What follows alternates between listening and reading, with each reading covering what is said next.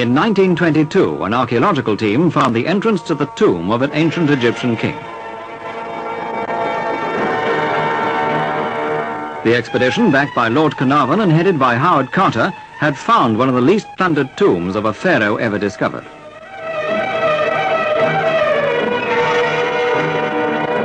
The Sphinx stands guard over Thebes, capital of Old Egypt. The Valley of Kings, burial ground of Egyptian royalty, an inhospitable place this, a place where only death lives. Over 3,000 years ago, a boy king was buried here, a king then of little importance, TUTANKHAMUN. Although robbers had already plundered the burial chamber, they hadn't yet reached the mummy. For thousands of years, these priceless objects had lain here.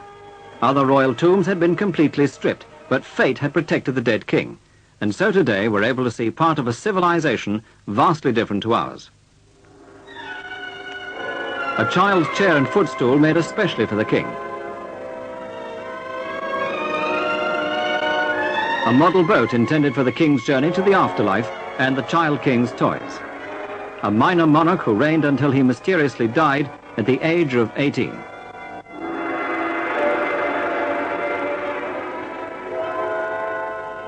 And now, for the first time, some of the treasures of Tutankhamun's tomb are being flown to London. A priceless load, insured by the British government for many millions of pounds. They were to be shown at the largest and most important museum in Britain, the British Museum.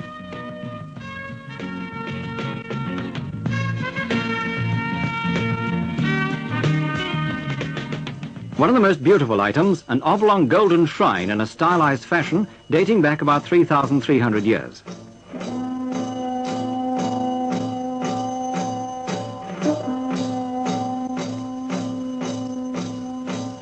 A wooden statue of the king, one of a pair, which originally stood guard on either side of the tomb's third door.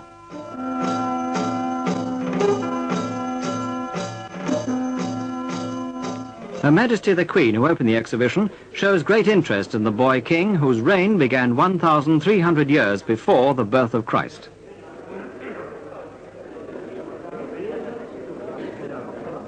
This is the bed of the divine cow, made of gilded wood. It was never used by the king, but was part of the funeral equipment found near the royal body.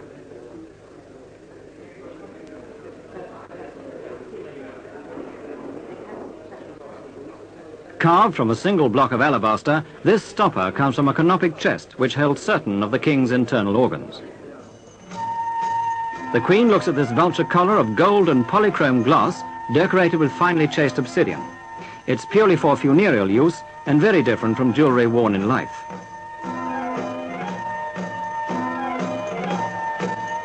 Religious superstition and the worship of animals were inexorably entwined and led to extensive use in personal adornments. Daggers like this were reserved for royalty, because made of gold, it was supposed to bring power to the wearer.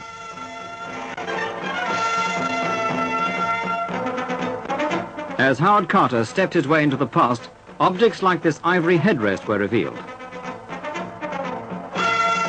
A floral vase in alabaster intended for sweet-smelling unguents.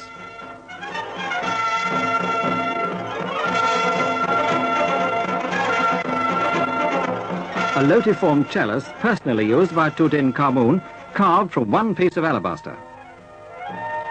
This ceremonial fan was found on the floor of the burial chamber, its ostrich feathers virtually devoured by insects. These remarkable exhibits make time stand still. The Queen looks at objects already old before the birth of Christ. A Senate gaming board for use in the afterlife. Little is known of the game, except that it was very popular with the king while he was alive.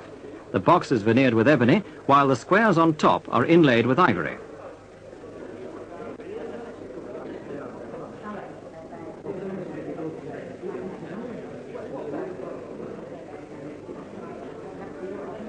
One of the most outstanding pieces on show is the ornamented chest.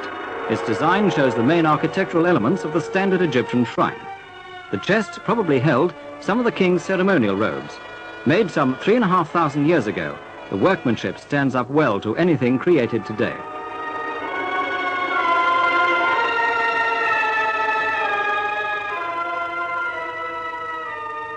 A gilded wooden figure of TUTANKHAMUN wearing the white crown of Upper Egypt. The purpose of the figure remains unexplained, and nothing in Egyptian mythology sheds any light on it. This one represents the king wearing the crown of Lower Egypt with sandals, a pleated skirt and a bead collar. The ears are pierced. The wearing of earrings was a custom confined to young princes who discontinued it when they reached manhood.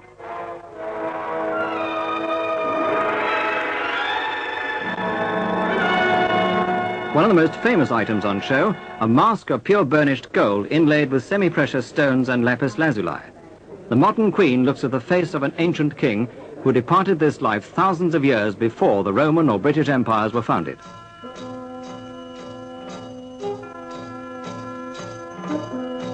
The lobes are pierced, but when the mask was found, the holes were covered with discs of gold foil.